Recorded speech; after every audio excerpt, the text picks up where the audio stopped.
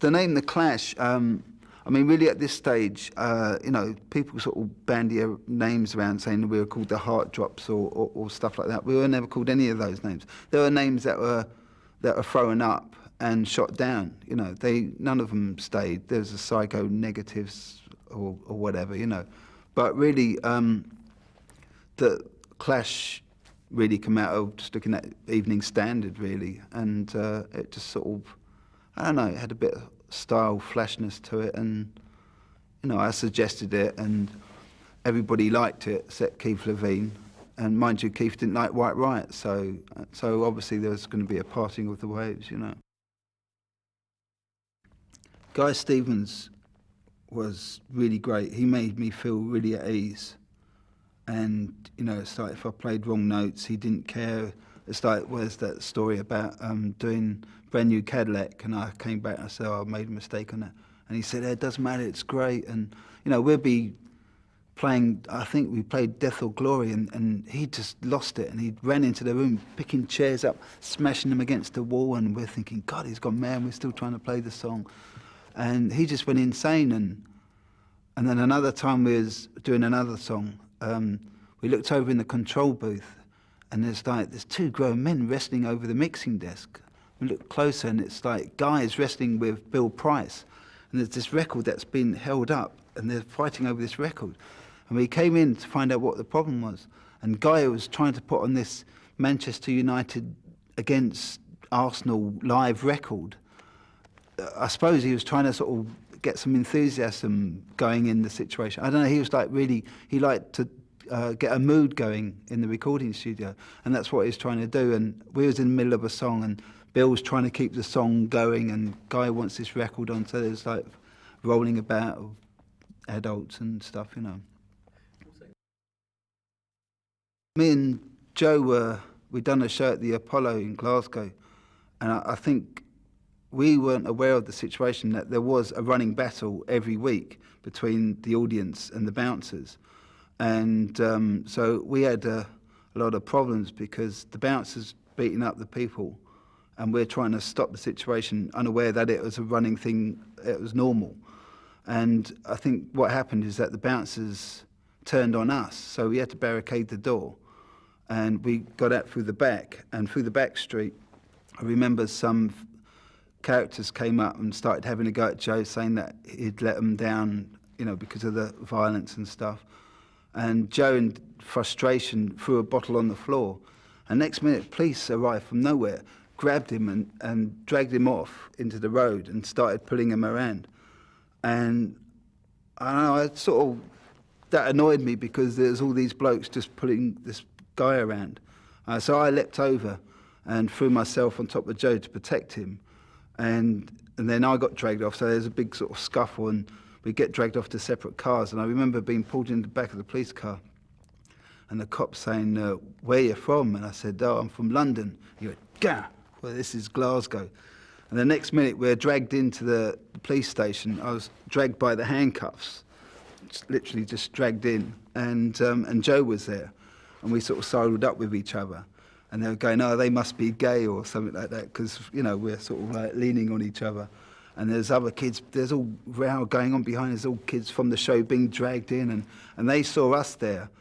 And me and Joe got locked in the cell together, and all through the night, there's all these guys just singing Clash songs, and it was quite strange, that room, because the cell, it had like a stone bed with a stone pillow.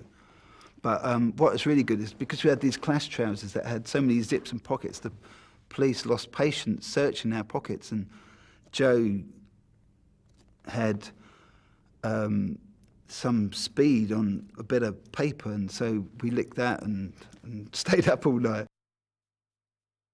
The White Riot tour was good fun because we had the Slits with us and Subway Sect, and so it was all friends together on the bus, and Don and Leo were there, and that was great, you know. But I think I enjoyed the tension more on the Anarchy tour because it was more us against them, whereas with the White Riot tour, it's pretty much everybody was on our side.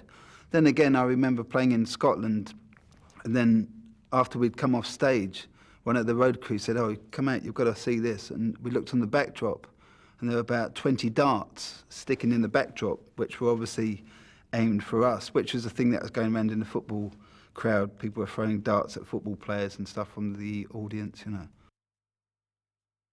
But the ICA was good. It was a good place to play. It was, I think, what I probably remember most about that is Shane and Jane sort of had a tumble with each other, and Shane's ear got chewed or something, and there was blood everywhere. And also we was playing on stage, and this mad person jumped up on stage and was jumping around, and I thought, God, who's this? I'm going to have to kick him off the stage. And it turned out to be Patti Smith. So after the ICA show, Patti Smith invited me back to a hotel for food and stuff, and I was starving, so yeah, I went. I had some food, and that's where I got one of the boilers. She gave me a boiler suit, which is the one that I wore on one of the album single covers, and she gave me a $100 bill, which is what I used for to buy Joe's boiler suit. In fact, I bought a Tapazuki album as well. I remember meeting Lester Bangs, and he was great. He was like really like a big cuddly bear, and I suppose we were sort of a bit funny with him at first because he was American, and you know, I don't know, that's sort of our attitude, and he was a journalist, but I don't know, he seemed so sort of innocent and helpless that we couldn't but take a shine to him. But I remember sort of coming off stage, and we used to go back to our hotel, and loads of people would come back from the show, you know, people that went to see the show would come back, and we'd all sit in the foyer all drinking beer and whatever, and Lester was sort of sitting in his chair. I remember getting down and creeping under his chair really quietly and getting newspapers and stuffing them up his flares, and then getting a lighter out and setting light to them, and then trying to get out again, and he was like rambling on, and then suddenly it's like fire of smoke everywhere, and I don't know, pushing him in bushes and stuff like that. But you know, he was a nice character. I liked him. The first time I met Mick was I went along with this friend of mine, Roland. We went down to this place in Paddington, and it was like a dingy little room in the basement. And I went into this room, and there's these sort of four guys standing around, and you couldn't really see their faces because the hair was so long, and they're all standing around, and they said, "Oh, are you a singer?" I said, "No," and so they said, "Oh, well, come up here and try a bit of singing this." And of course there was one song called, which I thought was just ridiculous. It was like, "I'm a young barracuda and don't you mess with me." I was thinking, God, what crap is this? I didn't know it was like some standard or whatever. I thought Mick had written it or somebody had. I just thought it's a bit dopey, really. And then they said, "Oh, try this song," and it was Jonathan Richman's song, which I was completely unaware of. And they said, "Oh, just sing Radio 1 or Radio 1 or something." So I did. I just ranted it like non-stop, and that was the end of that. And then I went in the corner, and there's this bloke sitting there, hunched up in the corner. I said, "So what, are you the manager or something?" And he went, "Why, what's it to you?" And this was Bernie. So I said, "Well," and I just sort of walked off, and that was that. So. But I remember the only person really that I spoke to was probably Brian James, because I could actually see his face, whereas Mick's hair was really, it was like this. There's a little eye and a nose looking through. But and I didn't really see any of them for probably a couple of weeks later. And then the next time I saw Mick was in Portobello Road, and he had like shorter hair, and I could see his face, and we got on. We started talking, and that's probably the same time I met up with Steve Jones and Glenn Matlock.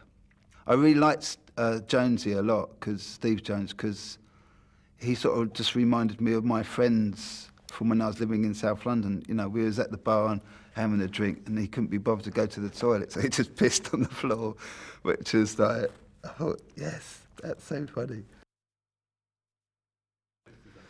The paste story, eating the paste, that is true, because we went out and we were putting up posters for the Night of Treason, which was a show we'd done at the Royal College of Art, I think. And I mean, see, I wasn't on the dole, you see, so I was bloody hungry. And we got back with this bucket and this flour and water. And I think Joe might have been living there and at rehearsal with me. And there was a situation where I was so hungry that I said to Joe, well, I'm going to get this scoop, this stuff from the bottom of the bucket. I pulled it, a big handful, and I got Bernie's saw, which Bernie said, don't mess that saw up. I said, sod it. And I just made a little cake patty and put it on and held it over the fire.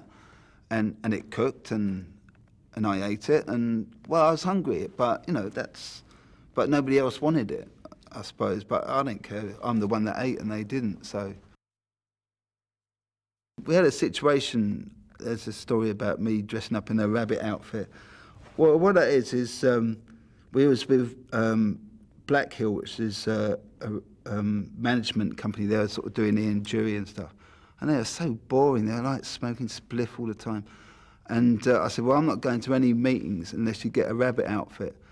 And so eventually we're having a meeting. And there it was, this sort of limp sort of rabbit outfit. I said, right, you lot, I'll get you back on this. So I went out and I put it on, and I came in and I just started hitting everybody and swearing, and it completely disrupted the whole meeting anyway. So I think I won in the end, But the other, Mick and Joe were just in hysterics, like this rabbit coming in, swearing at everyone and kicking them, and always the one to liven things up.